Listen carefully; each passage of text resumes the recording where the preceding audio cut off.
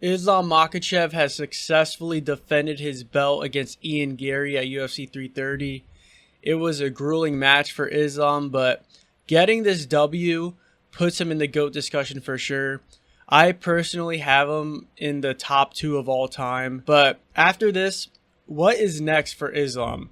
He is 34 years old, and that is 2 years older than Khabib's age when he stepped away from the sport. And 34 to 36 is the age when most fighters step away from the sport. So the next couple of years for Islam are going to be the most important for a couple of reasons. Father Time is going to do its thing. I'm sure Islam is already feeling the effects of that. He is still growing into the welterweight division. And to top it all off, he has a line of extremely dangerous contenders that want what he defended at UFC 330. Before we start, we have to talk about his fight against Ian Garry. I had Islam winning 4-1, but he had to work for some of those rounds, and Ian did not make it easy. I'm going to go through the rounds real quick. I already made an in-depth recap video, so check that out if you haven't already. First round, I had Islam winning. The only thing that happened that round was Islam getting the single leg and holding him against the fence. Second round, we see Ian throw the first oblique kick. He should have thrown way more of those in this fight. It would have completely changed the fight. Islam had the biggest moment of the fight where he landed a head kick and followed it up with a throw. Islam then worked a submission for the rest of the round. Easily Islam's best round. Third round is the only round Ian won in my opinion. Islam took him down early, but he's able to get back up, and we see Ian increase the tempo. Not an insane amount, but enough to convincingly win the round for him. This is the round where I thought the tides would turn. I thought he would really put it on Islam for the remainder of the fight. Fourth round, Islam gets him down and holds him against the fence. Not too much activity. Some people had Ian winning this round because, Ian was hitting him while Islam had his back, but I don't think that's enough to win you the round. Fifth and final round, Ian does increase the tempo. He's like staring at Islam, and then, Islam makes the first move, takes him down, takes his back, and then the fight's pretty much won. Overall, I would say this is Islam's hardest fight without a doubt. He did not look like a dominant champion. And Ian at the end looked nearly unscathed. Islam was wearing the damage on his face. His nose looked broken. The doctor said it wasn't. But Islam looked like he just got out of a war. But all respect to him, he did his job. And after this is without a doubt one of the GOATs. So after this fight, I'm just thinking, what is next for Islam? First thing we should go off is what he is promising. He wants to fight relatively soon in December or January. This is the normal turnaround for many fighters, but if you look at Islam's fight history, this would be the quickest turnaround since 2021. In 2021, he was pretty active. He fought Dober in March, Moises in July, Hooker in October, and then Green the following year in February. I will say Islam, for the majority of his career, was relatively active. It just really slowed down after he got the belt. After getting the belt, he is fighting every 7 to 8 months on average. For comparison, Khabib was fighting every 10 months after he got the belt. So Islam is a little more active than Khabib. I should add that Islam wanted to be on the White House card. So the time between him beating JDM and the White House card was about 7 months. So still not a crazy fast turnaround. Now, I'm not going to give Islam a hard time for spacing out his title bouts like this. Most champions are within this range. Not everyone could be as active as Merab with his defenses. But the December and January events he set for himself really revolve around Ramadan.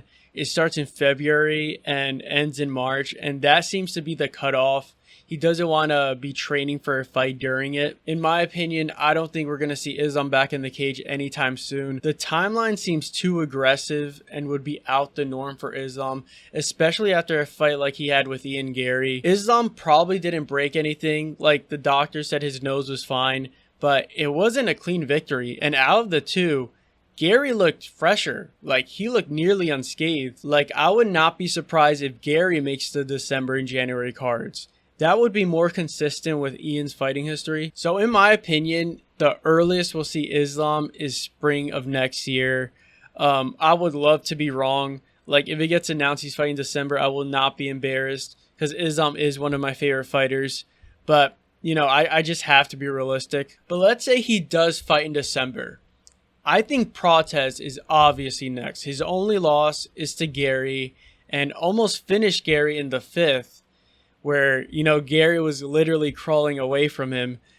Prates' last 3 wins have been vicious finishes. 2 of them were former world champions in JDM and Edwards.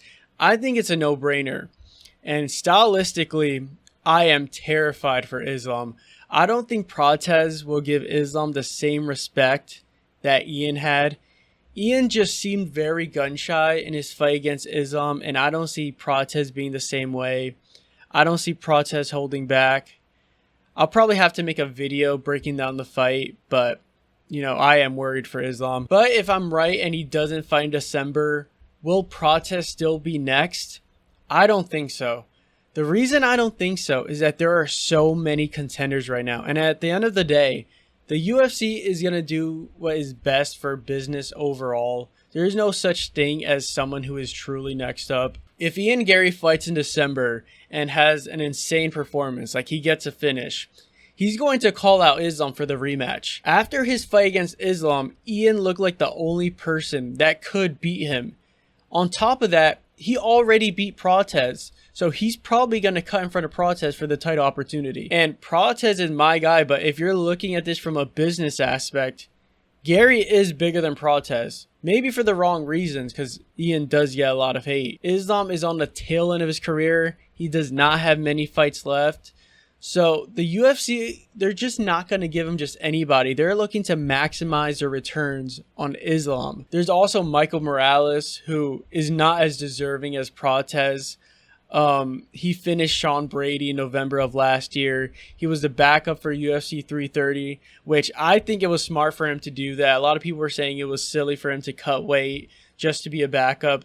He was potentially cutting the line, cutting 2 people for the title shot. But Morales, in my opinion, needs at least 1 more to be deserving of the title. But let's say he gets booked soon and wins. Let's say he gets booked in the December card.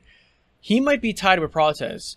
Depending on who he beats, it could be Edwards, Usman, JDM. All these former champions need fight. If Morales were to beat them, if he were to knock them out, with recency bias being a thing, he might even pass Prates. Medic and Amazov are up there too, and if either of them beat a former world champion, they're in the discussion as well. I don't think they'll pass Prates or Garry, but they'll definitely have an argument for a title shot. So welterweight is just really exciting at the moment.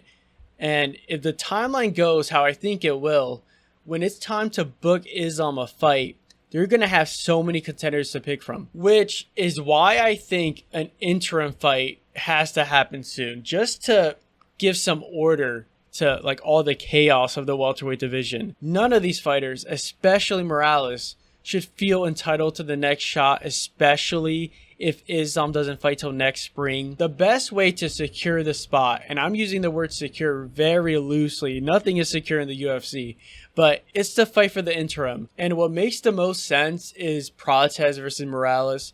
This would be a no-brainer for Morales since he has the worst argument for being next for the title. This would be risky for Prates, but like I said earlier, if Ian wins his next fight, he might pass Prates up. So just to somewhat secure his spot, it will be in his best interest to fight for the interim belt. So to wrap everything up, if Islam fights before Ramadan, I think Prates is next. If he doesn't, it could be any of these fighters. And the likelihood of each of them depends on what they do from now to when the UFC starts looking for Islam's next opponent. But that's pretty much it. Let me know what you guys think. Okay, peace.